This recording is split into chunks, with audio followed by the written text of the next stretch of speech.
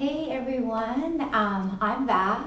My name is Nan. I'm a yoga instructor based out of San Francisco, and today's video is actually not about any yoga philosophy, but it's more about the business of yoga and specifically in San Francisco. So before doing all this virtual stuff, COVID-19 pandemic, whatever, I used to have a yoga studio in the Mission. And I remember looking up, just Google searching how to open a business in San Francisco, specifically San Francisco because it's a city and probably there's a bunch of nuances versus any other place, and I couldn't find much information about it. And so I just wanted to do a video that kind of outlines all the trials and tribulations that I had to go through in opening a storefront in San Francisco. And in addition, some of the lessons that I've learned when the pandemic hit and this whole world got turned upside down.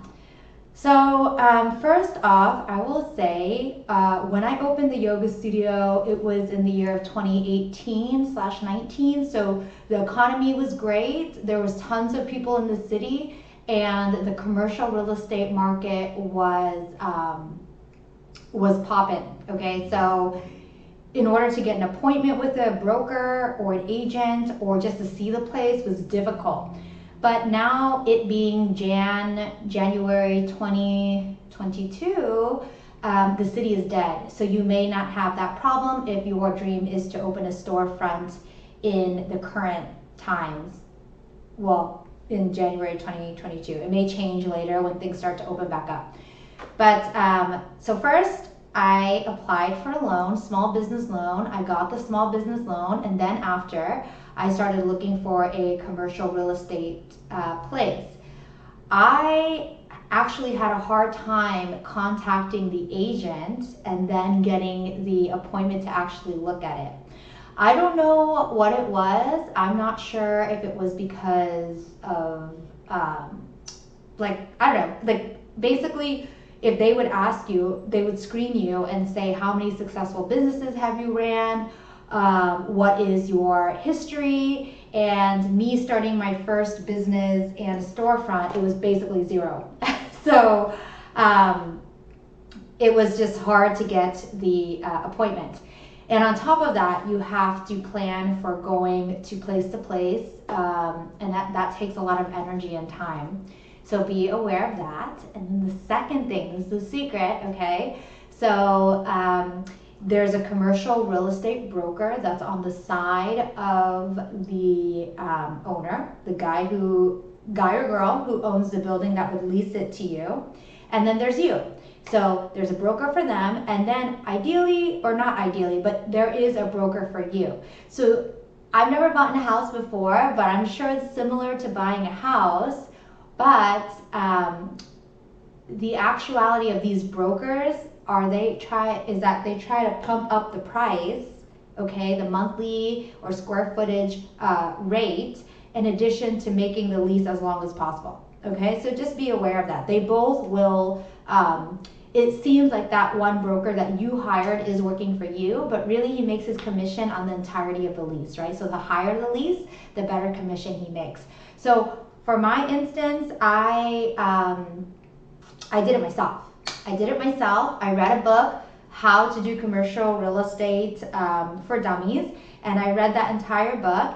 And I don't know what the rules and regulations are in any other city, but in San Francisco, it's the wild, wild west. You can make whatever you want in the lease. There is no rules or regulations. You can be like, I want 1 month free. I want to do all this renovation and that be under tenant improvements and I don't have to pay for that. You can basically do anything. But I will say what I've learned through the pandemic is that always put a clause of force majeure, meaning any pandemic, anything crazy, like something that no one can ever predict happens, that you're able to get out of the lease. So that's one of the things I didn't do, and to be honest, this may be TMI, but currently I am going through a lawsuit with my landlord, and it was all from the pandemic, okay? So if you're looking for a storefront in San Francisco, make sure you put that, and then make sure you put whatever you want in the lease, and you want to have like ways to get out of it, okay, just in case. I'm not saying that the landlord would accept that, but try your best, okay? And another thing that I learned is if you're trying to open a business in San Francisco, you need to have a bunch of capital. You need to be rich, okay? For me, I come from a humble background. My parents are immigrants from Vietnam, and I don't come from family wealth. I had to bootstrap everything, okay? So, and every time you do a build out of a space, it is going to cost you more than you originally planned. So just when you start to budget, you make more, okay? You put it higher. Another thing that I went through is there's a lot of little taxes here and there that you need to do. So you need to register, and if you're going to do a doing business as, so say if you register as a sole proprietor or an S Corp or LC, and then you want to have your name, you have to do doing business as. And that process is similar to, but a little bit better than waiting at the DMV. So you do have to go to City Hall. It's a place where they all get married, and you have to register your doing business as. And another thing that you need to know is that you also have to register for the gross receipts tax. Okay, that's another tax that the city has. And if you are a super fan of San Francisco, I would suggest you like kind of stop watching this now, because I found that opening a business in San Francisco was so challenging. There was so many obstacles to hop over. So be prepared to like always to like go back to square one. It's like basically doing the DMV like 5 million times, okay? The next thing that I want to say is, like the permitting process. So, and the contractor situation, okay? The permitting process is waiting like, I know I keep saying this, but it is like waiting at the DMV if you do it yourself. Or if you have a contractor that knows all the loopholes to do all the things for you and you can afford that guy, do that. And another thing is when you do hire contractors out here, it is so hard to make sure that they do a good job, and it's so hard to make sure they do everything on time, and they're always bouncing from project to project, and you never know who to be talking to, okay? I don't know if it was because I was a girl or whatever, but every time I would ask the contractor to do something, I would get so much disrespect. They would just be like, yeah, whatever, like didn't mind or didn't listen. And I'd always have to be like, they'd be like, who's the owner? I'd be like, me, I'm the one, I'm the one who's hiring you to do this thing. So just be careful with that.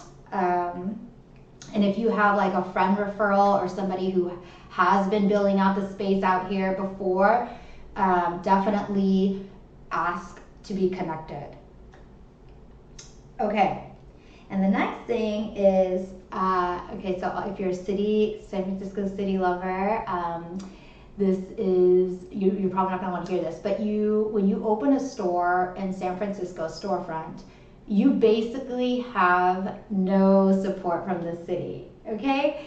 So they'll find ways to fine you about anything, okay? And what I mean is, a problem in the city is that, I don't know who they are, but they will go to your storefront and graffiti the S word out of it, okay? So they'll say whatever, and then if you don't fix it right away, you get a fee, okay? They will give you a fee. Another thing is if you say like random people throw trash everywhere, there's a homeless person issue. So homeless people will sleep in your storefront. And for me, I didn't have, like my business was women ran, so we didn't, and it was like you were there by yourself. So sometimes it'll be like a scary guy sleeping and drunk in front of your storefront. I was scared, so I just like let it happen. But you are responsible for that. And say if they do like poopy stuff in front of your place, you also are responsible for that. So if you leave your place dirty, or there's graffiti, or there's a bunch of stuff on there, they will fine you. They will give you a ticket. Okay, so there's really no support from the city from that. Okay. Oh, and this might be a issue relative, or just for me. But when I had the yoga studio storefront, it was in the Mission District. There's a lot of controversy in each district or each neighborhood, so you may want to be careful. For me, there was like a cultural group in the 24th Street Latino district, and they really wanted to keep everything a Latino business. When I got into that storefront, I had no idea that people would be, I honestly would say I was bullied, okay? And I feel like I'm a diverse person, you know, like I'm not, I'm also an immigrant, you know, but they would visit the store all the time, trying to make me do the yoga studio in the way that they liked. They wanted Latino artists, they wanted all these things, but they didn't want to help me pay for it. So just be aware of that. I think that's only a 24th Street issue, but they will pop up into your store to say what they think that you need to do, even though they don't want to help you financially. So if you are thinking about opening a store on that street, I mean, if you Google search that street, it's been crazy. So that's it for my video. I wish you so much luck on your business endeavors, but if you want to call or chat or email me to talk about it, you have my contact at I think all the information below on the YouTube channel.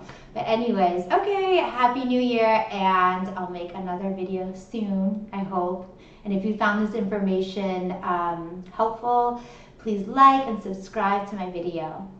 Thank you.